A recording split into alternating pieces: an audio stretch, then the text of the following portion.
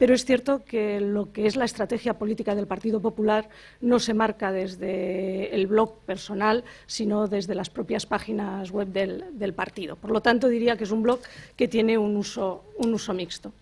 En cuanto a redes sociales, sí que tengo Facebook y tengo que reconocer que, aunque hace tiempo que lo tengo, he sido muy poco activa hasta el último tiempo, en el que entro mucho más de forma personal, intento seguir más a los que son los amigos que tengo apuntados y además he descubierto, y no me avergüenzo de decirlo, hace pocos días lo del chat, que es una cosa que me engancha porque como me gusta hablar y me gusta hablar en directo y que me contesten, pues todavía es más rápido que los mensajes en el muro. Por lo tanto, eso tiene un peligro que cuando una cosa te empieza a gustar y te divierte, te empiezas a enganchar y te quita tiempo para el futuro. La verdad es que Facebook tampoco lo he estado utilizando hasta este momento para transmitir mensajes políticos relacionados por lo menos con lo que es mi actividad política diaria en el Ayuntamiento de Zaragoza, sino mucho más como un blog personal. Pero como he dicho al principio, pues estoy aprendiendo, estoy en los primeros pasos y estoy seguro que desde ahí iremos avanzando. Pero para entrar un poco en polémica con Juan, es cierto que he sido yo la que he puesto sobre la mesa como uno de los peligros y uno de los problemas que pueden tener en estos momentos tanto Internet como las redes sociales es lo de la información-desinformación. Y te tengo que dar la razón que eso pasa en todos los medios y cada uno es libre pues, de creerse aquello que más le convenza o aquello que vea más claro. Pero es cierto que en las redes sociales muchas veces se tiende a hacer doctrina de lo que se dice, de lo que se escribe y quizá el mayor ejemplo lo tenemos en Wikipedia, donde hay auténticos errores de concepto y de fondo. Y no todo el mundo está preparado para separar el trigo de la paja y para distinguir. Entonces, cuando yo estaba abocando a la necesidad de que el uso de Internet y de las redes sociales se convierta en un elemento de educación, es fundamental precisamente para aprender a su manejo. Yo creo que hay otra cosa que tiene de buena la red y es que no tendremos que tener tanta memoria. Todo queda escrito, todo queda registrado y aquí sí que podemos decir que las palabras no se las lleva el viento, con lo cual recurrir a las hemerotecas va a ser mucho más fácil y esto lo estamos viendo, ¿no?, en los últimos tiempos, como enseguida te sacan a relucir cosas que has dicho pues igual hace meses o incluso hace años. Por lo tanto, tenemos una herramienta muy potente cuyas bondades vendrán ligadas al buen uso. Los medios no son ni buenos ni malos, la bondad o la maldad de los instrumentos depende del uso que se le da y yo le veo muchas más ventajas que inconvenientes. Pero me ratifico en decir que todavía nos queda mucho para aprender. Yo creo que en general a la sociedad, porque hay mucha gente que las conoce muy bien y aquí supongo que tenemos un público experto, pero hay mucha gente que todavía no las conoce y no las domina y por lo tanto el riesgo para ellos es mucho más amplio de quedarse atrás. Creo que la educación, incluyendo el manejo de las redes sociales, el uso adecuado y prudente, porque esto no tiene que suponer que el resto de los medios de comunicación tengan que desaparecer, es uno más que se viene a sumar, muy potente con las ventajas que hemos dicho antes, y alguien ya lo ha denominado el quinto poder. Es cierto que la inmediatez, la rapidez y el alto alcance lo constituyen en un medio muy importante, muy rápido y muy eficaz para la transmisión de los mensajes que se quieran transmitir, pero yo, y sobre todo diría, para conocer a las personas que están detrás de los perfiles. Muchas gracias. Gracias, Dolores. Cuando quieras, José Manuel, te damos la oportunidad de hablar de Obama si quieres. Seguiremos teniendo que tener memoria, Dolores, si no será imposible asistir a debates como este y hasta lapiceros también tendremos que tener, tenemos una tableta. Aquí delante veo además que hay una mística tremenda por la cantidad de gente que está añadida ahí. Yo propondría a San Simeón el de Estilita, que por lo de la columna podría ser un buen patrono para aquí, para este tema, ¿no?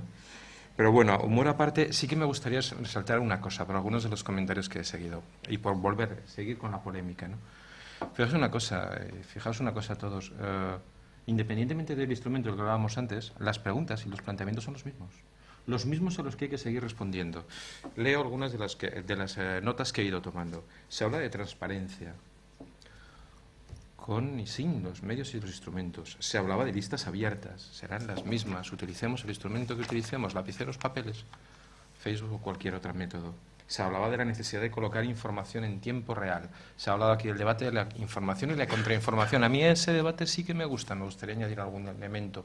La democratización de la información es fundamental, es esencial. A partir de esas redes sociales, a partir de poder ser capaz de generar y colocar información en la red y, por lo tanto, distribuirla, hacemos real el tema de la libertad de comunicación, incluso el tema de la libertad de prensa, que es imposible hacerlo real, salvo que tengas el dinero suficiente para tener un medio de información que coloque todas las mañanas encima de la mesa las noticias. Por lo tanto, a mí no me preocupa la información y la contrainformación, por supuesto que sí. Sistemáticamente se hace información y contrainformación, una y otra vez, desde todos absolutamente los medios de comunicación, hasta cuando los romanos marcaban en las tabletas de cera sus cuestiones que dejaban en el foro, por supuesto, también hacían contrainformación, pero la capacidad de que cada cual de democratizar la comunicación, la capacidad de democratizar la información es uno de los principales logros a partir de estas redes, ese es uno de los principales logros.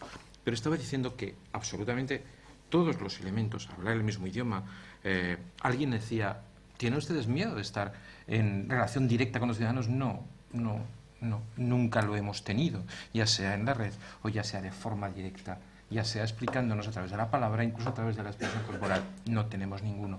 Fíjense ustedes hasta qué punto las polémicas siguen siendo las mismas que mi querido amigo Juan Martín hablaba de participación y de compromiso. Claro, es imposible tener participación, fomentar la participación si no adquieres compromisos en la red y en cualquier otro lugar. En la red y en cualquier otro lugar. Por lo tanto, volvemos a lo que hemos dicho antes. El instrumento es importantísimo y es verdad que condiciona el modo de comunicarse. Pero a la vez no perdamos de vista ese instrumento. Lo que se nos pide es lo mismo que se nos pide por la calle. Tenemos que utilizar los instrumentos que tenemos para poder hacerlo. Ya siento no poder mirar, si miro allí. No les miro a ustedes. No podré tal. Entonces no me hagan gestos o me lo cuentan después. No podremos, no podremos entrar en ese debate ni en esa polémica, ni en uno ni en otro lado. Por lo tanto, hay que tener algo que debatir y los elementos a debatir siguen siendo los mismos. Listas abiertas, transparencia, información, etcétera, etcétera, etcétera, etcétera. La fórmula en la que colocarlos modificará, la inmediatez modificará, la facilidad del alcance a los políticos o a cualquier otro referente de la sociedad modificará, pero los fondos seguirán siendo los mismos. Habrá que responder a las mismas preguntas, habrá que tener la misma memoria y se fomentarán los mismos debates. ¿Hasta cuándo? Volveré a preguntar yo, utilizando cualquier recurso de comunicación que tenga en mi mano, a los partidos grandes, que son los capaces de cambiar la ley electoral, ¿hasta cuándo seguiremos sin tener listas abiertas? Y eso lo haré aquí, así, y con cualquier otro método. Por lo tanto, esos elementos no son susceptibles de cambio, y a esos elementos deberemos de seguir respondiéndolo.